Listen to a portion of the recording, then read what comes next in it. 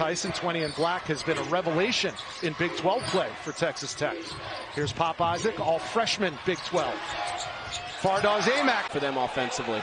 Well, literally just got to make shots. I mean, that's the bottom line in the end of the floor tonight. Tyson, Aimaq turns, shoots with the right hand, and scores over KJ Adams.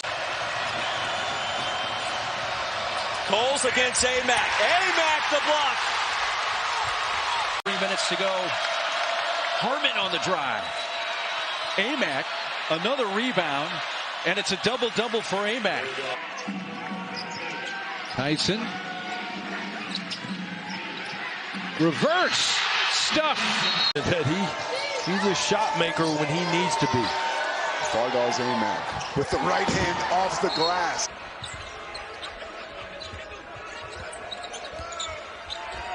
Washington keeps his dribble, flips it up, and By far take the most number of threes in Big 12 play. Here's Aimaq for three.